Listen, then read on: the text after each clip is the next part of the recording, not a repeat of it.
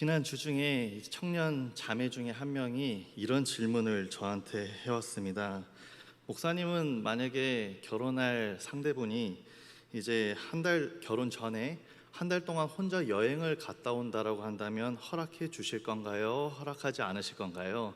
뭐 결혼 아직 앞두고 있지도 않은데 이런 질문을 저한테 갑자기 뜬금없이 하니까 당황스러웠지만 이제 생각을 하고 다시 제가 질문을 했습니다. 왜 한 달 동안 여행을 가야 하느냐? 왜 한 달 동안 여행을 가야 하는데? 이러니까 이 친구가 얘기하기를 물론 가정이 생기면 이제 혼자만의 시간을 갖기도 어렵고 이제 많은 것에 제한이 생기니까 그런 시간을 가져야 되지 않겠습니까? 이렇게 얘기를 하는 거예요. 그래서 제가 대답을 했습니다. 물론 결혼을 하고 나서도 서로 각자의 삶과 어떤 개인의 시간을 존중해 주는 것 참 중요하지만 결혼도 하기 전에 이제 곧 내가 매일 것이라는 생각, 묶일 것이라는 생각, 많은 것이 제한되고 희생의 부분이 생길 것이라는 이 생각들이 적절하지는 않은 것 같다. 결혼과 가정이라는 새로운 삶을 앞두고 두려울 때도 있지만 그 새로운 삶을 바라보면서 기대와 설렘과 같은 긍정적인 생각과 마음보다 매일 것이라는 것, 고생할 것이라는 것, 희생한다라는 그 부정적인 생각과 마음이 자리하고 있다면 어떤 의미로는 그것은 문제가 있는 것이라고 생각을 한다. 그러면서 제가 마지막에 이렇게 얘기를 했습니다. 결혼하면 개인의 시간도 이전보다 없을 수 있고 희생하는 부분이 여러 가지 있겠지만 그 삶이 희생만을 강요하는 삶은 아니기에 희생이라고 할 수는 없을 것 같다. 그 안에 삶에는 주어지는 행복이 있고 또 다른 가치가 있기 때문이다. 이런 얘기를 했습니다. 이미 결혼 생활 좀 많이 해본 것 같죠? 근데 감사하게도 제 이 대답을 듣고 이 청년이 목사님 얘기하시는 거 가만히 듣고 있노라니 올해도 결혼하기는 틀리셨네요. 이런 얘기를 하진 않았습니다. 이런 얘기를 하진 않았고 감사하게도 이 제 말에 동의를 해주더라고요. 이처럼 개인이 또 개인의 삶이 중요시 되는 이 사회와 시대의 상황 속에서 현대인들은 어디에 묶이는 것, 구속받는 것, 그래서 개인의 삶이 침범당하는 것을 가장 싫어합니다. 기피하는 것이죠. 그런데 아이러니하게도 사람들은 또 어디인가 매이고 싶어 합니다. 어디인가 속하고 싶고 누군가에게 초대받고 싶어 합니다. 소도 비빌 언덕이 있어야 된다고 사람이 어디인가 속하지 못하고 매이지 못하면 살기가 어려운 것이죠. 제가 이 신학교를 2007년에 입학을 해가지고 2015년에 졸업을 했습니다. 이 4년짜리 대학 과정을 9년이 걸려서 졸업을 했어요. 이유는 간단합니다. 신학하기가 싫었던 거예요. 목사하기가 싫어가지고 한 달도 안 돼가지고 입학한 지 한 달도 안 돼가지고 이 학교를 떠났습니다. 그런데 이제 하나님의 은혜 가운데 다시 복학을 하고 나니까 참 아쉬운 부분들이 한 가지, 가장 아쉬운 것이 하나 생겼는데 그것이 무엇이냐면 동기입니다. 동기. 제가 복학을 하고 나니까 동기들 대부분이 다 졸업을 했어요. 그리고 남아있는 동기들도 이미 서로 간에 친해져 있고 이미 관계가 형성되어 있는 것입니다. 당연하겠죠. 이들은 1학년 때부터 같이 수업을 들었고 야식도 먹으면서 같이 놀러 다니기도 하면서 이 관계가 쌓여 있는 것 당연한 것입니다. 제가 동기라고 비집고 들어갈 수 있는 내용이 아닌 것이죠. 항상 아쉬움이 있었습니다. 다시 돌아올 줄 알았다면, 내가 이 목회의 길에 이 신학교에 다시 복학할 줄 알았다면 1학년 때부터 내가 착실하게 다닐 걸, 이런 후회들이 학교 복학하고 다니면서 있었어요. 그런데 감사하게도 저를 기억해주는 많은 사람들이 있었습니다. 또 기억해주는 친구들이 표현하기를 돌아온 탕자라고, 탕자가 돌아왔다고 하면서 그렇게 얘기를 나누는 중에 관계가 생기게 되고 하나님의 은혜로 많은 목회 동역자들이 또 붙여주심을 제가 경험을 했습니다. 매이는 것을 싫어하면서도 한편으로는 매이는 것을 원하는 이 인간의 연약함과 모순됨 속에서 우리가 기억해야 될 중요한 것은 무엇이겠습니까? 결국 중요한 것은 무엇일까요? 어디에 매여 있는가? 무엇에 매여 있는가? 또 매여 있다면 잘 매여 있는가? 어떻게 매여 있는가 하는 것일 것입니다. 성도님들께서는 요즘 어디에 무엇에 매여 계십니까? 먼저 이 세상에 매여 있는 경우가 있습니다. 한번 PPT 본문을 띄워주시면, 우리가 사는 곳이 바로 이 세상이기에 일정 부분 매일 수밖에 없습니다. 그러나 본문에서 말하고 있는 매여 있다라는 것을 헬라어 원어로 보면 이 데스모스인데, 속박, 구속, 족쇄, 더 나아가서 이 노예적인 개념이 내포되어 있습니다. 다시 말씀드리면 본문에서 말하는 매여 있다라는 것은 그냥 어느 정도 매여 있다의 수준이 아니라 그 어떤 것에 매여서 아무것도 할 수 없고 심지어 거기에 노예가 되어버렸다라는 것입니다. 오늘날 사람들이 어디에 많이 매여 있을까요? 가장 우리가 먼저 떠올려 볼 수 있는 것은 돈일 것입니다. 물질, 우리가 돈을 위하여서는 물불을 안 가리는 사람들의 모습을 자주 듣고 눈으로 확인할 때가 있습니다.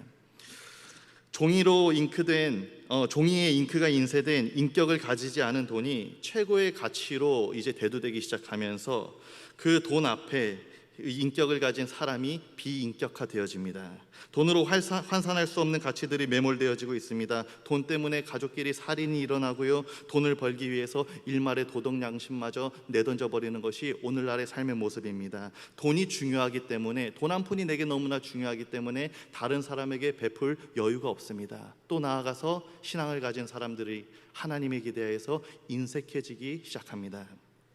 또 돈뿐이겠습니까? 많은 사람들이 인간관계에 매여 있습니다. 인간관계 속에서 인정받고 싶고 또 칭찬받고 싶고 좋은 말을 듣고 싶어하는 욕구들이 우리 사람 안에 있습니다. 유년기에는 부모님의 인정을 받고 싶고요, 학창기 시절에는 선생님의 인정을 받고 싶고, 내가 취업을 하면 직장 상사에게 인정을 받고 싶고, 가정이 생기면 남편에게, 아내에게 인정을 받고 싶고, 자녀들이 생기면 또 자녀에게 존중을 받고 인정을 받고 싶은 것. 그러나 이 사람에 대한 인정 욕구는 우리를 만족시킬 가능성보다는 오히려 우리를 좌절시키고 또 시험 들게 하고 비참하게 만들 가능성이 큽니다. 왜냐하면 사람의 칭찬과 인정이라고 하는 것은 상황에 따라서 어제 칭찬했던 사람이 오늘 조롱하는 자가 될 수 있고, 어제 나를 인정해줬던 사람이 오늘 나를 비난할 수 있기 때문입니다. 궁극적으로 우리는 사람보다는 하나님의 인정을 받아야 하는 사람들입니다. 하나님의 인정을 받아야 하는 우리가 사람에게서 오는 인정과 그 편만한 관계에 목을 매고 있다는 것은 참으로 모순된 내용이 아닐 수가 없습니다. 매이는 것이 돈, 인간관계뿐만이겠습니까? 명예, 체면, 자녀, 취미, 쾌락적이고 중독적인 것들, 우리를 묶어놓고 있는 것들이 너무나 이 세상 가운데에 많이 있습니다. 오늘 이 시대에 진정으로 하나님의 종으로 부름받은 저와 여러분들이 다른 것을 주인 삼아 매여 있고 종노릇하고 있을 수도 있다라는 것입니다.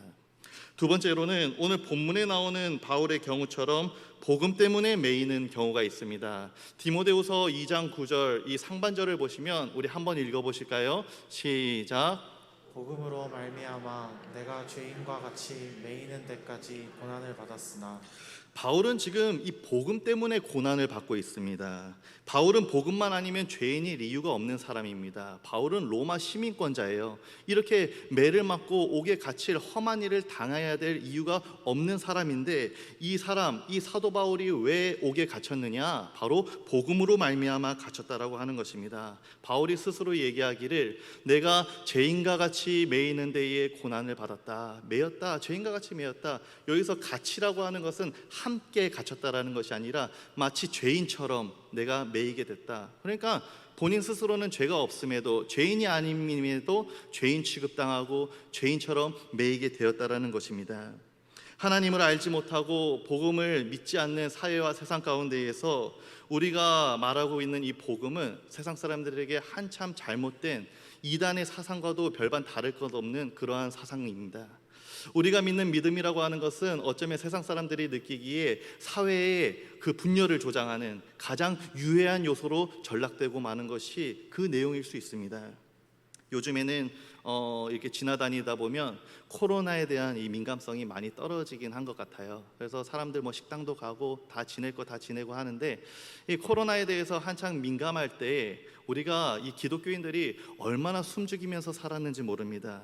회사에서 주일에 전화가 오는 거예요. 오늘 교회 갔냐고 안 갔냐고 확인을 합니다. 월요일에 이제 출근하면 교회 갔다 왔는지 적어내야 되는 출석 체크를 해요, 직장인들이. 거짓말 할 수 없어서 교회를 못 가고, 또 불이익을 당할까 봐 교회 몰래 오고, 회사 가서는 안 갔다고 거짓말을 하고, 교회 갔다 오면은 그 회사에서 대역죄인처럼 여겨지고, 그러한 시절들이 있었습니다. 그 당시에 한 청년이 했던 얘기가 생각이 납니다. 항상 월요일 아침 출근을 하면 2시간 동안 혼나고 일을 시작한다라는 겁니다. 왜 출근하자마자 아침부터 혼나냐 이렇게 물어보니까, 내가 교회 가는 것은 당연한 것인데 교회 안 갔다고 말할 수도 없고, 교회 가지 말라고 회사에서 압박을 해가지고 내가 가지 않으면 그것은 내 믿음을 부인하고 부정하는 일이 되는 것 같고, 그래서 항상 교회 다녀와서 솔직하게 말한 뒤에 매주 월요일마다 2시간씩 혼나고 이 직장 생활을 하게 된다라는 것입니다.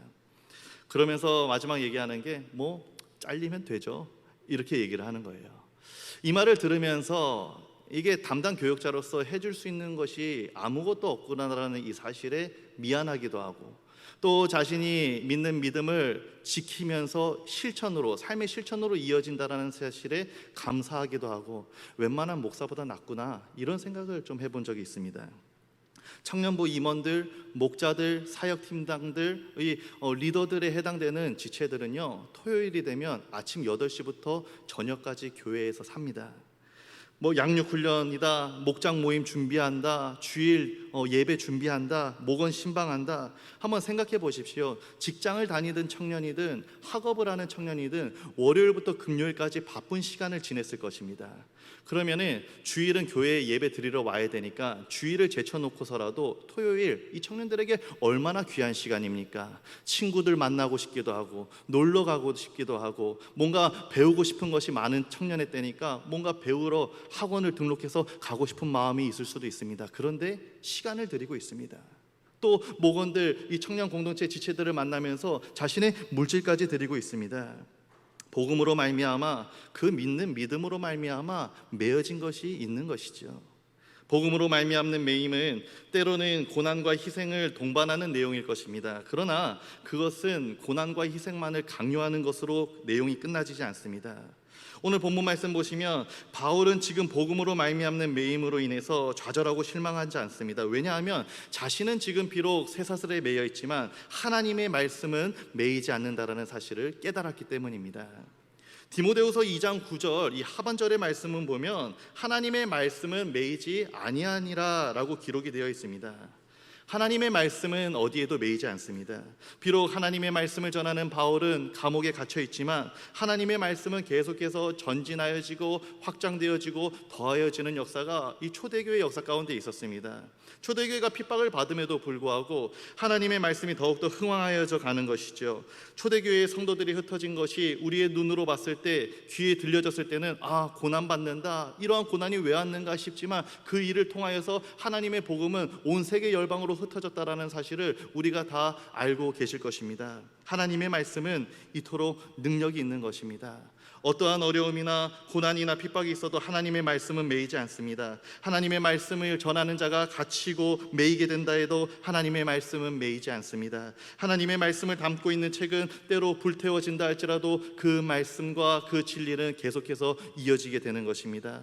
사람의 이성과 철학이 아무리 하나님의 말씀의 역사를 가로막고 방해한다고 할지라도 하나님의 말씀은 그것에 막히거나 묶이지 아니하고 돌파하는 힘이 있습니다. 말씀을 받은 신자들의 삶이 연약하다 할지라도 그것이 하나님의 말씀이 연약하다라는 뜻은 아닙니다.